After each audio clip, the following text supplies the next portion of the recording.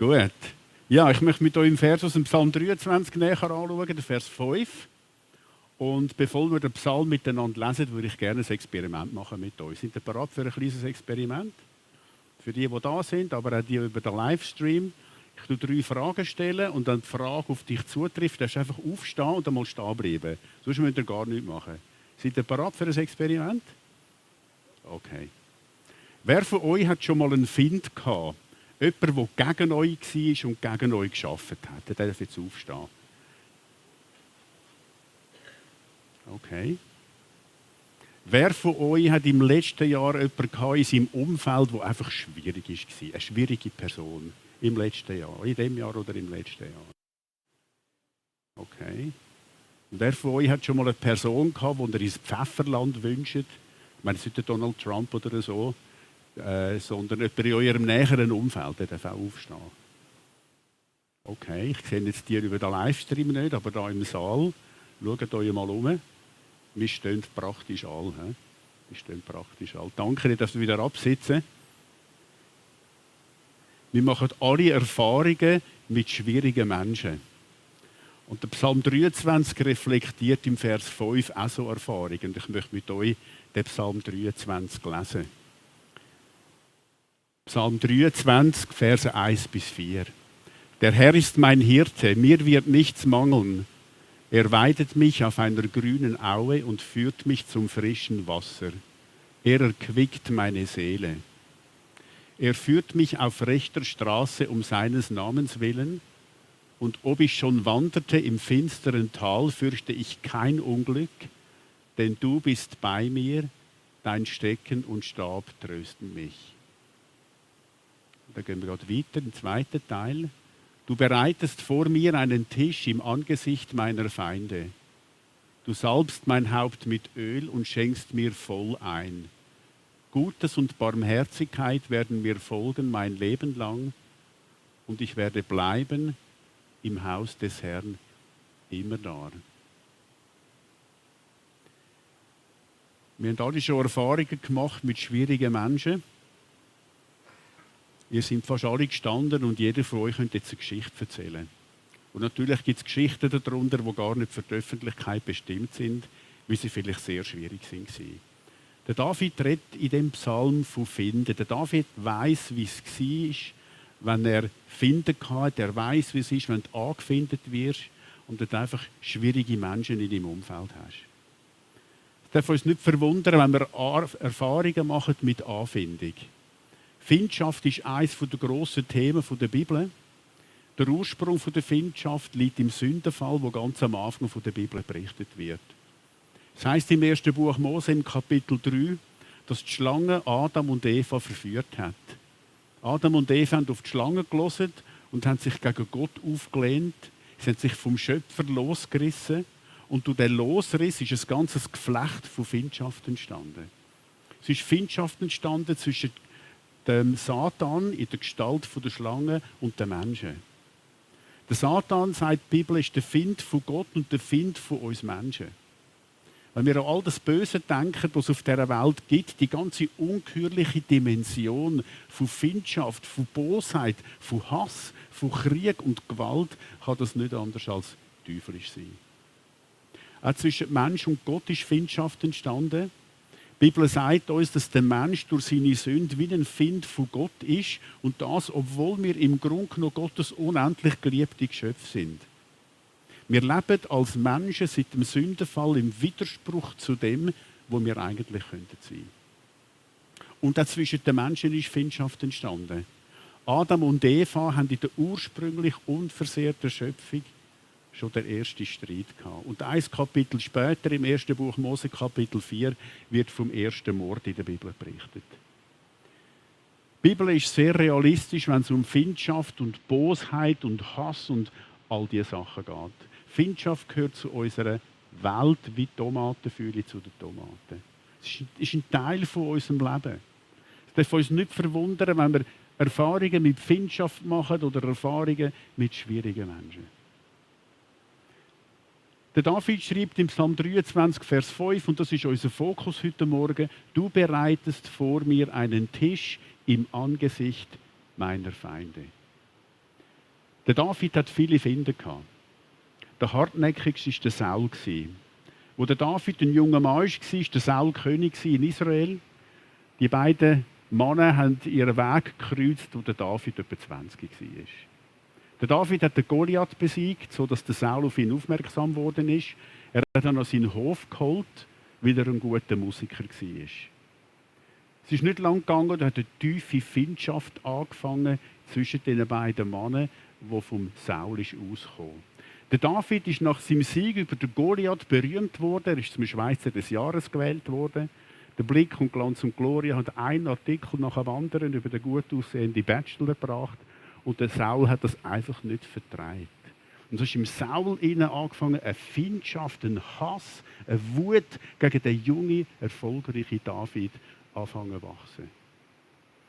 Der Saul hat versucht, den David umzubringen. Der David ist in die Wüste geflohen.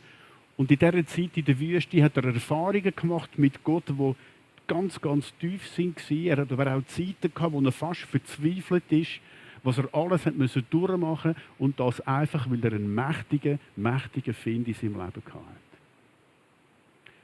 Der Psalm 23 reflektiert die Erfahrung. Der David ist vielleicht in der Mitte von seinem Leben, als er den Psalm schreibt. Die Wüste liegt hinter ihm. Er ist König geworden. Er erlebt, wie es ist, wenn der Herr dein Hirte ist. Und wie es ist, wenn du zum stillen Wasser geführt wirst und versorgt bist. Er weiß aber auch um die schwierigen Zeiten im Leben. Er hat sie nicht vergessen und er weiß, diese Zeiten können wiederkommen. Er weiß, wie es ist, wenn du im finsteren Tal bist. Er ist froh, wenn er in so Zeiten Gott hat, als sein guter Hirte, der ihm vorangeht. Alles das schwingt am Anfang von dem Psalm mit. Und darum ist es ein Psalm, der so viel Vertrauen und Gelassenheit ausstrahlt. Und dann wechselt das Bild. In den ersten 4 Versen beschreibt der David Gott als guter Hirt. Im Vers 5 wechselt das Bild vom Hirt zum Gastgeber. Gott ist wie ein Gastgeber, der mich willkommen heisst. Du bereitest einen Tisch vor mir, das ist die Aufgabe vom Gastgeber, im Angesicht meiner Feinde. Der David beschreibt da Gott als Gastgeber, der ihn zu Tisch bittet. Ein Gast steht unter dem Schutz vom Gastgeber. Wenn jemand Gast war in einem Haus, war er in diesem Haus sicher, weil der Gastgeber für seine Sicherheit verantwortlich ist. Das ist heute noch so in traditionellen Kulturen. Der David sagt, dass Gott ihm einen Tisch bereitet hat im Angesicht meiner Feinde. Der David sitzt im Tisch am Haus von Gott, unter dem Schutz von Gastgeber. Draussen sind seine Feinde, die noch mal das Leben wollen, aber der David ist sich sicher, weil er nahe bei Gott ist. Die Feinde, die noch mal das Leben wollen, haben keine Macht, solange der David nahe bei Gott ist. Ich habe von meinem Großvater gelernt, dass das nicht leere Worte sind.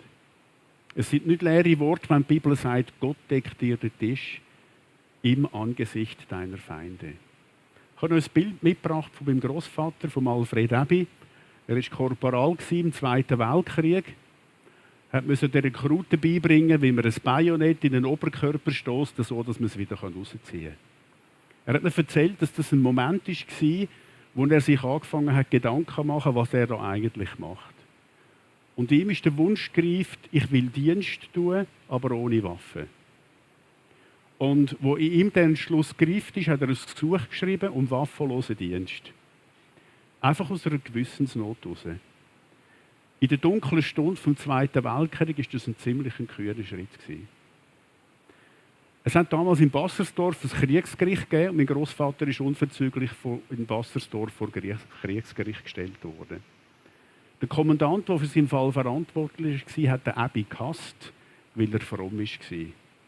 Im Laufe der Untersuchungen ist er verhöhnt worden, man hat ihn versucht auseinanderzunehmen und fertig zu machen, man hat ihm Feigheit vorgeworfen und er hat einfach wiederholt, ich will Dienst tun für mein Vaterland, ich sehe das als meine Bürgerpflicht an, aber als Christ möchte ich waffenlosen Dienst tun. Man hat ihm es nicht geglaubt, man hat gemeint, er ist ein frommer Drückeberger und es ist ein richtiger Hass und eine richtige Feindschaft aufgekommen in dem Kriegsgericht in Bassersdorf. Der Kommandant, der für seinen Fall verantwortlich war, hat ihm einmal bei den Verhandlungen gesagt, Abby, ich stelle sie an die Wand.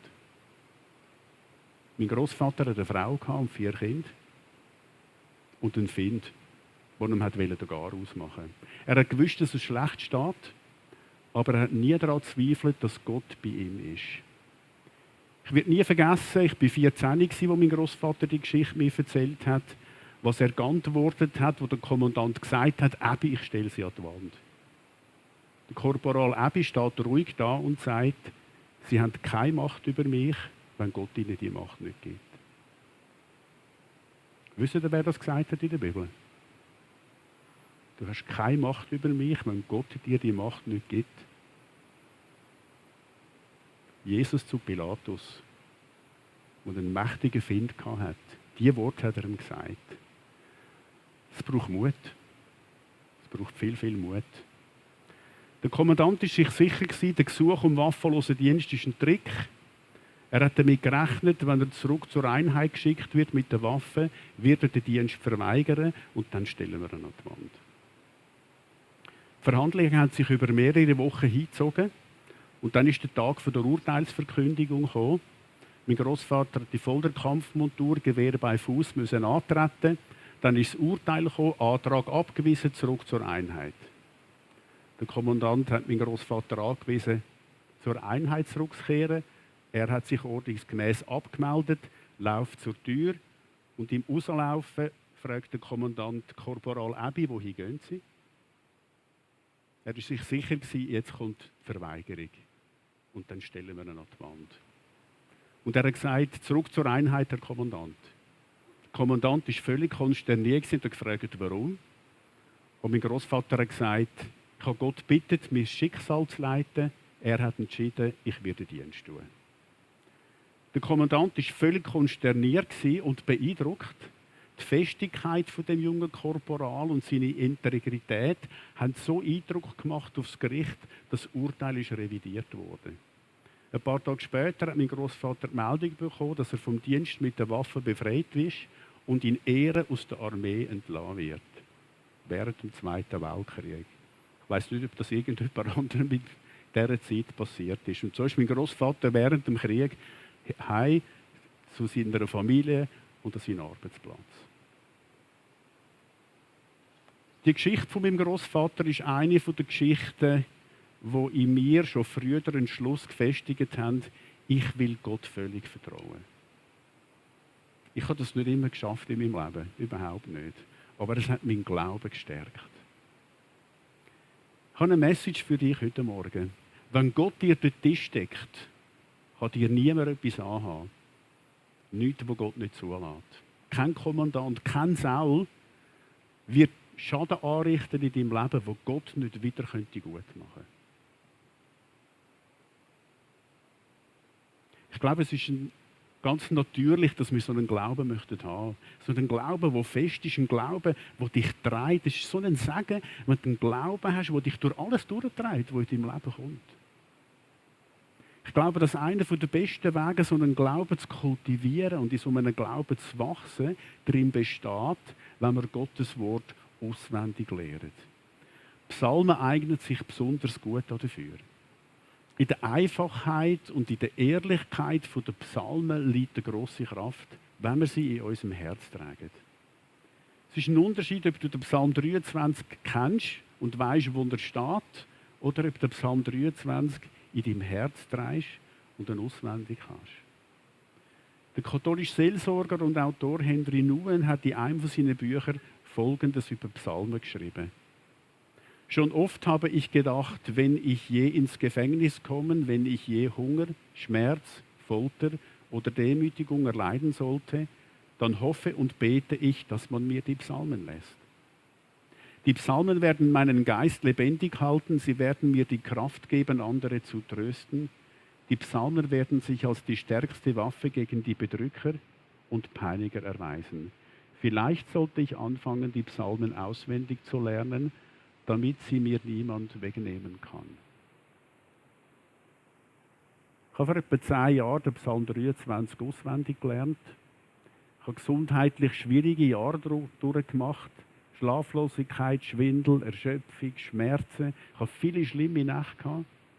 Und in diesen Nächten bin ich oft ins Wohnzimmer, weil ich nicht mehr schlafen konnte und nicht mehr ein- und ausgewusst habe. Und was machst du, wenn du dort hockst und nicht weißt, wie du die nächsten 30 Minuten schaffst? Wenn das so ist, dann brauchst du etwas, das stärker ist als du selber. Dann brauchst du etwas, das dich trägt. Und für mich ist das der Psalm 23 gewesen. Ich sitze da und ich bete, der Herr ist mein Hirte. Und dann lasse ich die Worte, die in meinem Gedächtnis sind, einfach in mein Herz einsinken. Ich spreche sie hörbar aus. Mir wird nichts mangeln. Du bereitest vor mir einen Tisch im Angesicht von meinen Finden, von meinen Schwierigkeiten. Ich weiß, dass Gutes und Barmherzigkeit mir folgen wird, mein Leben lang, auch jetzt in dieser Situation. Ich bete den Psalm 23 und irgendwie passiert das Wunder, dass der Trost, der von diesen Worten ausgeht, den Weg in mein Herz findet und mich stärkt und mich trägt. Es ist etwas unglaublich Kräftiges, wenn Gottes Wahrheit im Herz hineinträgst. Das Herz ist ganz entscheidend. Warum ist das so? Es ist weil wir mit dem Herz glauben. Die Bibel sagt, mit dem Herzen wird geglaubt, mit dem Mund wird bekannt.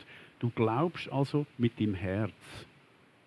Ein starker Glaube entsteht, wenn die Botschaft von Gott von unserem Gedächtnis in unser Herz übergeht. Und ich glaube, dass einer der besten Wege, um ein Glaubensherz zu stärken, darin besteht, wenn wir Gottes Wort auswendig lernen. Im Englischen wird das sehr schön zum Ausdruck gebracht. Wir reden von auswendig lernen und die Engländer sagen learning by heart. Das ist genau das, was passiert. Ja? Du lernst mit dem Herz, wenn du es auswendig lernst,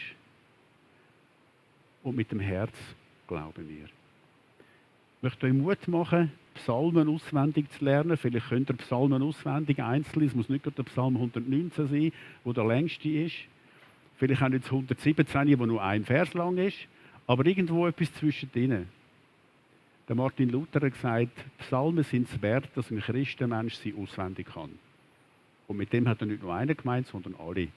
Aber das ist natürlich in einer Zeit gesprochen, wo viele Leute gar nicht haben können lesen und wo man sehr viel über das Gedächtnis hat können aufnehmen. Ich möchte euch Mut machen, nehmt doch so Psalmen, vielleicht wo euch sowieso schon näher sind und lernt sie auswendig. Das ist ein Schatz, wie es der Henry Nouwen sagt, wo dir niemand nehmen kann, wenn du den Schatz brauchst. Zurück zum Vers 5. Der David redet von Finden. Wenn wir Findschaft erleben oder wenn Kritik an uns herangetragen wird, dann stellt sich die Frage, wie reagieren wir? Unsere erste Reaktion ist meistens, dass wir uns verteidigen. Wir sind empört. Geht es dem eigentlich noch? Kritik prallt an uns ab. Eine andere Reaktion ist das Ausweichen. Wir sehen Kritik als etwas Zerstörerisches und weichen aus. Man kann auf Findschaft auch reagieren, wenn wir sie über uns ergehen lassen. Wir ziehen den Kopf ein und man wartet, bis es vorbei ist. Die Reaktionen auf Findschaft haben gemeinsam, dass sie zwar menschlich sind, aber nicht sehr konstruktiv. Sie machen uns nicht stärker, sondern schwächer. Sie machen uns nicht weiser, sondern irgendwie machen sie uns härter. Etwas vom Schwierigsten im Leben, so erlebe ich es jedenfalls, ist, wie kann ich lernen, konstruktiv mit Findschaft umzugehen. Wie hat der David das gemacht? Der Autor Eugene Peterson schreibt über David Folgendes. Die Erfahrung von Feindschaft war einer der mächtigsten und prägendsten Einflüsse in Davids Leben. Der größte Teil seiner Spiritualität kann nur erklärt werden, wenn wir verstehen, wie er Feindschaft erlebte und wie er damit umging. Der David hat jede Kritik und jede Anfindung zu Gott gebracht. Wir haben die Psalmen von David, zum Beispiel der Psalm 3, wo voller Unruhe sind. Der David platzt mit seiner Not bei Gott raus. Er klagt ganz bitter über seine Finde und bittet Gott um Hilfe. In all diesen Klagen, und der David hat viele Klagepsalmen geschrieben, zeigt der David eine Grundhaltung, die sehr konstruktiv ist, wenn es um Findschaft geht. Die Haltung kommt ganz besonders zum Ausdruck im Psalm 139, wo der David am Schluss Folgendes betet. Erforsche mich, Gott, erkenne mein Herz, prüfe mich und erkenne mein Denken. Sieh her, ob ich auf dem Weg bin, der dich kränkt, und leite mich auf ewigem Weg. Was macht der David da? Der David leitet sein Leben offen vor Gott. Gott, du kennst mich und du prüfst mich. Er schreibt am Anfang vom Psalm, du weißt alles über mich. Und am Schluss vom Psalm dann zeigt der David Bereitschaft, über sein Leben nachzudenken. Zeig mir, ob ich auf dem richtigen Weg bin. Das ist eine sehr konstruktive Haltung, wenn es um Findschaft und Kritik geht. In jeder Kritik steckt das Körnchen Wahrheit. Wenn wir den Schmerz von der Kritik aushalten und wieder David sagt, prüf mich Gott, zeig mir, ob ich auf dem richtigen Weg bin, dann werden wir Erstaunliches entdecken. Wir werden entdecken, dass wir verletzlich sind, dass wir uns am liebsten verteidigen und zurückgehen, vielleicht, dass eine Wut in uns hinein ist und vielleicht verschrecken wir auch über unseren Mangel an Demut. Wenn wir wieder David beten, leit mich auf dem richtigen Weg, dann werden wir immer wieder ein Körnchen Wahrheit entdecken. Und das Körnchen sollte uns dankbar machen, weil es uns die Möglichkeit bietet, unseren Charakter zu verfeinern. Danke Gott, dass du mir das gezeigt hast. Man hätte es mir anständiger sagen können. Aber ich bin dankbar, dass ich darauf aufmerksam geworden bin und dass ich mich verändern kann mit deiner Hilfe. Und wenn wir nichts finden, wo Kritik rechtfertigt, dann verliert durch unsere demütige Haltung die Findschaft, die uns entgegenschlägt, ihre zerstörerische Macht. Sobald ich an dem Punkt bin, wo ich alles Gott anlegen kann, verliert die Findschaft ihre zerstörerische Macht. Sie bringt mich näher zu Gott. Ich werde nicht schwächer, sondern ich werde stärker. Ich werde nicht härter, sondern ich werde weiser. Vielleicht hat der David diese Art von Auswirkung von Findschaft im Kopf gehabt, wo er geschrieben hat, du bereitest vor mir einen Tisch im Angesicht meiner Feinde. Du salbst mein Haupt mit Öl und schenkst mir voll ein. Da sind wir wieder beim Bild vom Gastgeber, wo der David zu Tisch bittet und ihn ehrt wie den Freund und ihn beschenkt. Es war damals üblich, dass ein Gastgeber bei einem grossen Bankett Gäste persönlich begrüßt hat und sie mit Öl gesalbt hat. Es hat ganz wertvolle, wunderbar duftende Öl gegeben, die sehr begehrt waren. Der David sagt mit dem Psalm, dass Gott ihn ehrt wie ein Bankettmeister den Ehrengast. Und dann sitzt der David am Tisch und der Bankettmeister kommt und schenkt ihm voll ein. Eine andere Übersetzung sagt, mein Becher fließt über. Gott, du beschenkst mich so reich. Ich erlebe Schwierigkeiten, ich habe mühsame Leute um mich herum, aber du füllst mir den Becher. Du bist bei mir mitten in meinen Anfechtungen und ich erlebe, wie ich in meinen Schwierigkeiten reifen kann und wachsen kann. Ich erlebe, dass mein Becher gefüllt ist. Wenn ich durchs dunkle Tag gehe, wenn wir Findenschaften machen, und ich im Glauben und in meiner Persönlichkeit kann wachsen und reifen, dann ist das etwas vom Besten, was uns das Leben zu bieten hat. Das ist wie ein gefüllter Becher. Ich glaube, dass der David so positiv hat können von Finden reden, weil er nicht nur Findschaft kennt hat. Der David hat etwas kennt und etwas gepflegt, was unglaublich wichtig ist, wenn du Finden hast. Der David hat das Geschenk der Freundschaft kennt. In dem Kapitel, wo die Bibel berichtet, dass die Freundschaft mit dem Saul angefangen hat, wird davon berichtet, dass die Freundschaft mit dem Jonathan angefangen hat.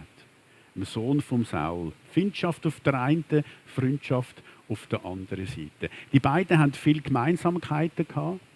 Sie sind zwar sehr unterschiedlich gewesen, was ihre Herkunft betroffen hat. Der David, ein Hirtenbub von einem Land, der noch nie eine Großstadt gesehen hat, und auf der anderen Seite der Jonathan, der Königssohn. Zum Glück nimmt die Freundschaft auf Herkunft und Status keine Rücksicht. Das ist auch heute noch so. Freundschaften entstehen, wenn Gemeinsamkeiten da sind. Junge Familien befreundet sich mit jungen Familien, weil man Gemeinsamkeiten hat. Freundschaften entstehen in der Regel, wenn zwei Menschen die gleiche Leidenschaft teilen. Und sei das nur die Faszination für Zinnsoldaten oder Weinbergschnecken oder Marienkäferli oder Kaffeerandeckerli, ich weiß es auch nicht. Freundschaften, die entstehen so und sie sind eine der schönsten Geschenke, die der Schöpfer uns macht. Als die Freundschaft mit dem Saul angefangen hat, ist die Freundschaft mit dem Jonathan für den David unglaublich wichtig geworden. Der Jonathan hat sich für den David eingesetzt, vor dem Saul, hat dafür sogar sein Leben riskiert. Und als der David vor dem Saul musste flüchten und in der Wüste war, ist ihn der Jonathan besuchen. Der David hat erlebt, dass Gott ihm einen Find zumutet und ihm gleichzeitig einen Freund zur Seite stellt. Und beides, Freundschaft und Findschaft, sind für seine Spiritualität entscheidend wichtig geworden. Der David hat gelernt, demütig auf Findschaft zu reagieren und ist durch das in seinem Glauben gewachsen und er hat einen gefestigten, guten Charakter bekommen.